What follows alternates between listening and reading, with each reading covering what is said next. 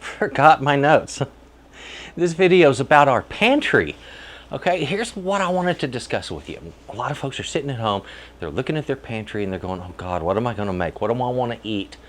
And they're worried about the grocery store and a lot of other things. And there's a lot of folks that are hoarding, which, folks, let's explain something right off the bat.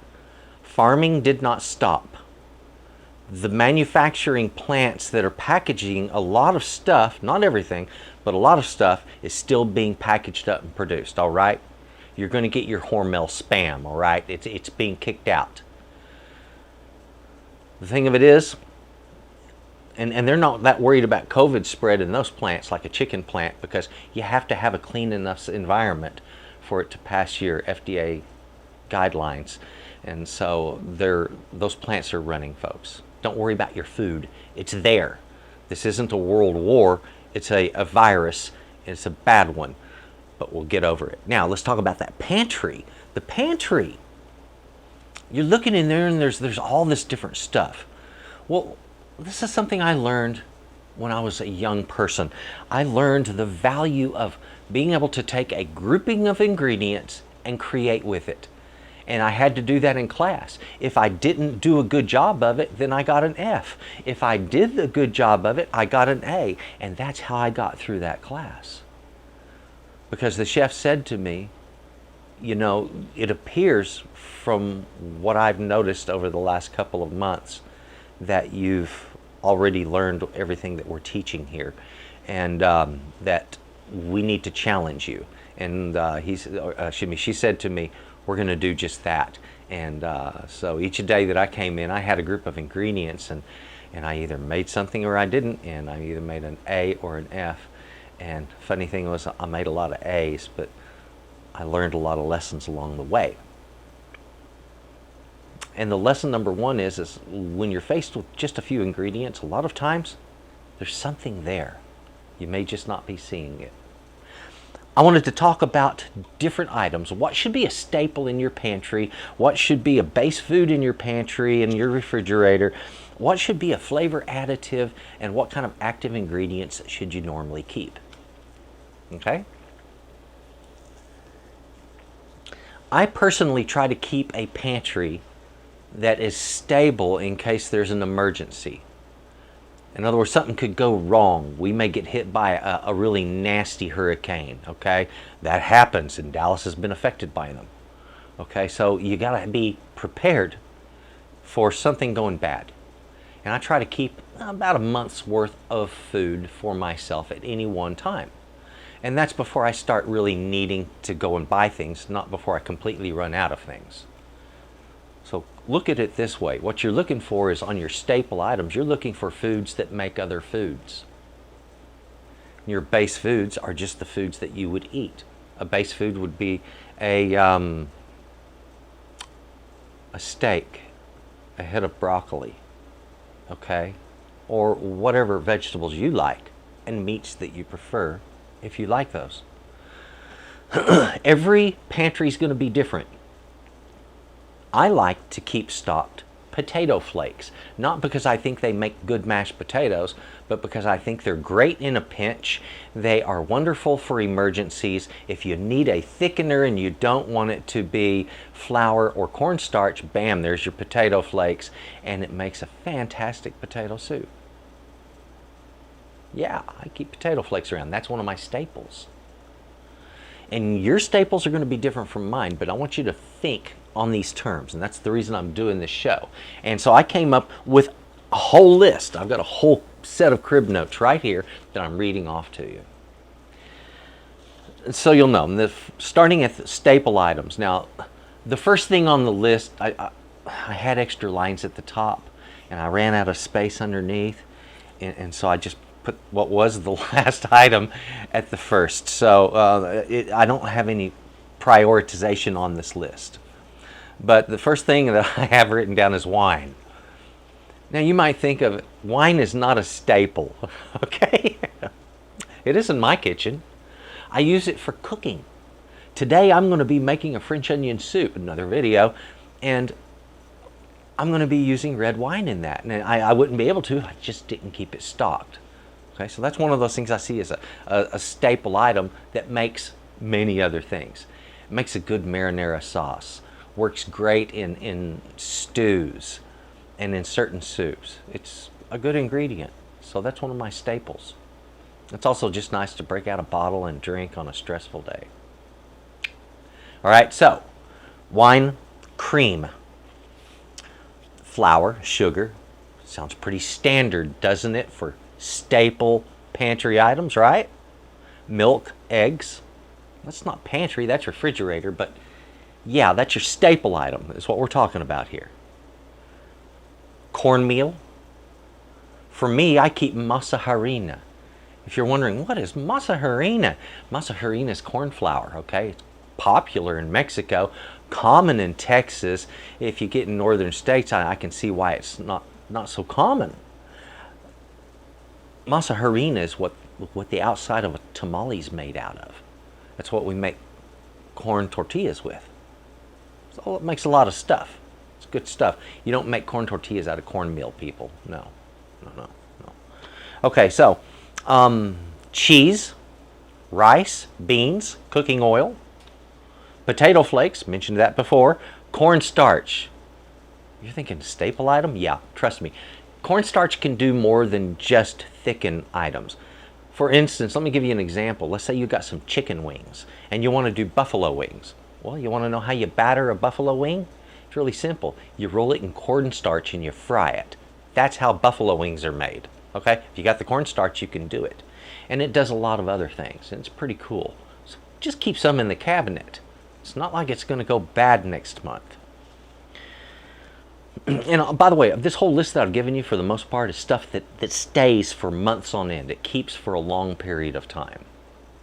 Milk doesn't, but cream does. Milk will last a week. Cream will give you a month and a half. Okay. We were at cornstarch, olive oil, lard. Oh, yes. Pasta, Parmesan cheese, tomato paste, diced tomatoes, mayonnaise. Folks, let me explain. What can you make with tomato paste? Think about this. It's an endless list of goodies, all right? And it starts with marinara. If you've got a spice rack, you're ready to make marinara. If you want to make really good marinara, you pull out one of those bottles of wine, like I mentioned earlier, and you're up and cooking. If you happen to keep garlic around the house, I do. That's a staple item for me since it's a spice.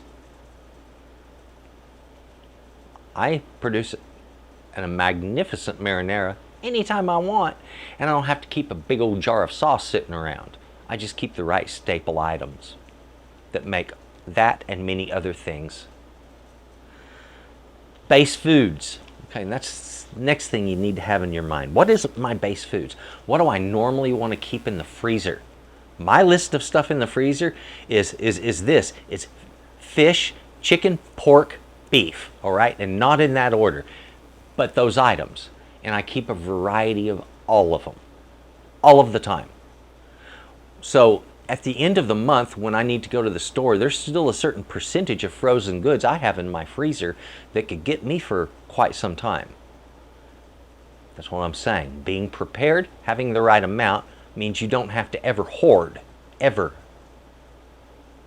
It just means you're prepared. And you, of course, you roll your groceries over, keep them fresh, eat things. So, base foods, and this is my list. Yours, I'm sure, would be different. If you hate onions, you, of course, wouldn't have onions as your base food.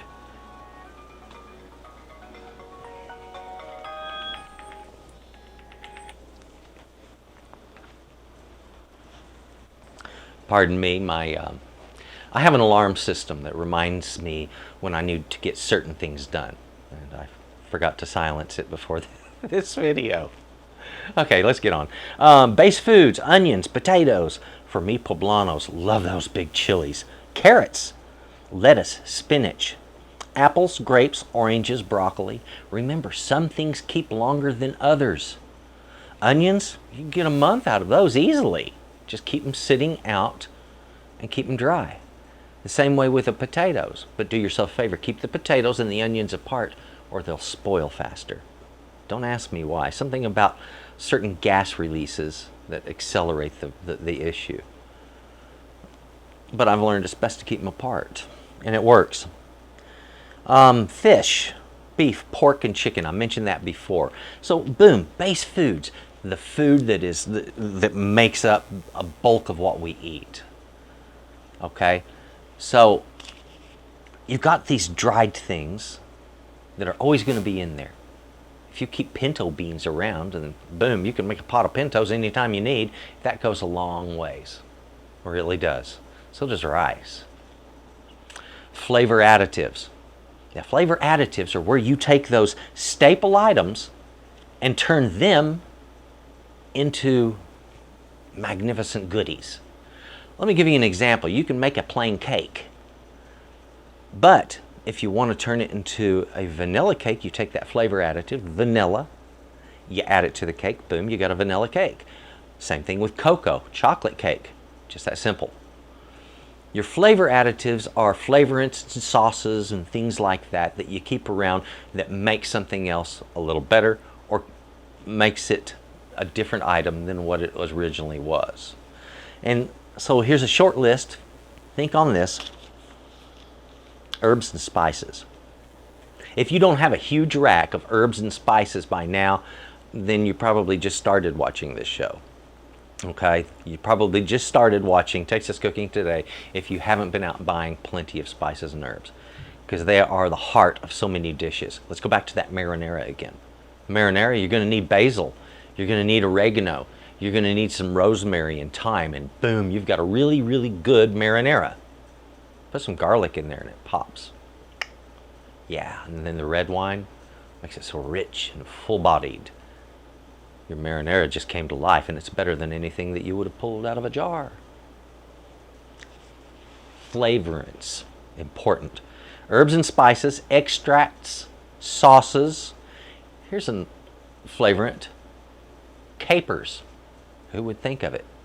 But they make a huge difference. A chicken piccata or a veal piccata isn't a piccata without the capers, okay? The capers make it. They're the flavor behind that sauce. Salt, lemon juice, lime juice if you want, pickles, mustard, dried chilies, and the list goes on and on and on and on and on. Think about staples, base stuff. What do you normally have to make cakes? What do you normally have to make pasta or sauces? Whatever the things are that you like the most. If you like making stews a lot, you're going to want to keep canned diced tomatoes and tomato paste and maybe some other acidic items that bring out the flavor of the vegetables and the meats that you build your soups and stews out of. Okay? You don't always have to use tomatoes. I use lemon juice too. You need acids though. A lot of options there. Think about your pantry. Always keep your pantry in good shape. Do not overstock it. Do not hoard. You're stealing from people in need if you hoard. Plain and simple. Plain and simple. A reasonable stock for emergencies is not hoarding, and buying too much, more than what you'll use in a month, is. Be reasonable and be good to your neighbors. And folks, enjoy your staycation as much as you possibly can. Thank you for watching Texas Cooking Today. Thank you for watching this video. And if you got any comments, drop them down below. Please check the like button. If you would, please take a look at Texas Cooking Today. That's my channel. Okay, that's the one that has all the recipes on it. Lots of ideas there. And if you would, please take a look in the description box down below. You're going to see some links there that will help you to find my recipes and items sold for Texas Cooking Today, as well as other stuff. This channel, Texas Cooking Today, is a project of S.A.Trotter Arts, which is me. That's my company. And thank you for watching.